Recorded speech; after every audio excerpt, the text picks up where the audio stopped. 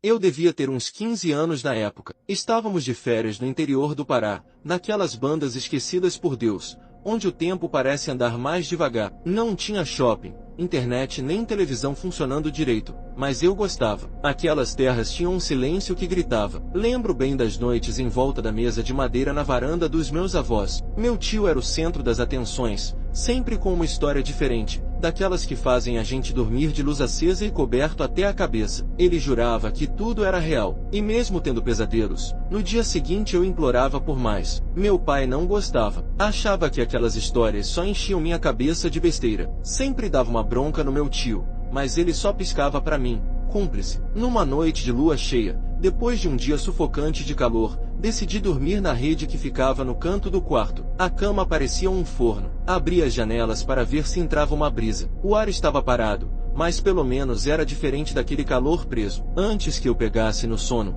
meu tio apareceu na porta do quarto. Já não te falei para não dormir com essa janela aberta?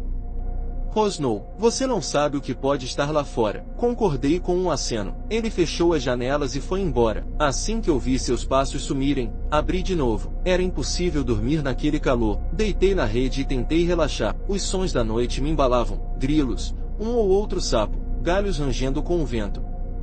Não sei quanto tempo passou, talvez horas, talvez minutos, mas em algum momento acordei com a estranha sensação de que havia algo me observando. Senti um arrepio subir pelas costas, abri os olhos devagar, e foi então que vi, na janela, parcialmente aberta, havia um par de olhos vermelhos como carvões acesos. O focinho comprido e os pelos ralos lembravam vagamente um cachorro, mas algo estava errado. Aquilo estava errado. Era como se alguém tivesse tentado montar um animal e tivesse falhado grotescamente. Quis gritar, mas minha voz simplesmente não saiu. Tentei me levantar, mas a rede virou. Caí no chão com um baque seco e bati a cabeça. Tudo ficou escuro por um instante. Não sei se desmaiei ou se meu cérebro só apagou por autopreservação. Quando abri os olhos de novo, ele ainda estava lá. Tentava forçar a entrada pela janela, cravando as garras no batente. O rosnado que vinha dele não era como de um animal, era mais grave, mais fundo, como se ecoasse de dentro da terra. Um som antigo. Juntei o pouco de coragem que restava e soltei um grito. A porta do quarto se escancarou segundos depois. Meu tio entrou,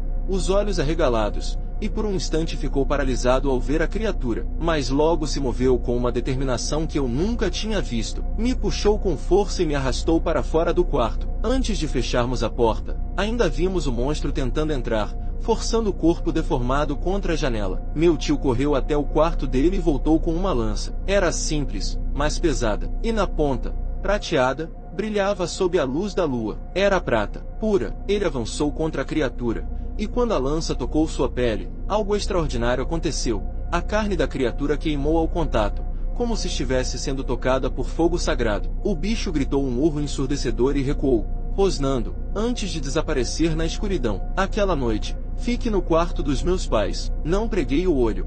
Na manhã seguinte, enquanto tomava café com a cabeça latejando, ouvi meu tio falando com meus pais e meus avós na cozinha. Então ele voltou? Perguntou meu pai, em voz baixa. Ele nunca foi embora, respondeu meu avô, sério, encarando o chão. Mas por que agora? Insistiu meu pai. Esses bichos não seguem lógica, fazem o que querem. O que precisamos saber é quem é o desgraçado. Meu tio estava furioso. Nunca o vi daquele jeito. Quando entrei na cozinha, achei que fossem me aliviar, inventar uma desculpa qualquer, como costumavam fazer com criança. Mas dessa vez, não esconderam nada. Me contaram que aquilo era um lobisomem, um que rondava aquela região havia anos. Às vezes desaparecia por longos períodos, mas sempre voltava, sempre na lua cheia. E o mais assustador, para alguém se transformar, é preciso ser humano primeiro. Desde então, nunca mais dormi com a janela aberta. E toda vez que ouço um rosnado no escuro, mesmo vivendo longe dali, ainda sinto os olhos vermelhos me observando. Porque a verdade é uma só, essas coisas existem, e estão por aí.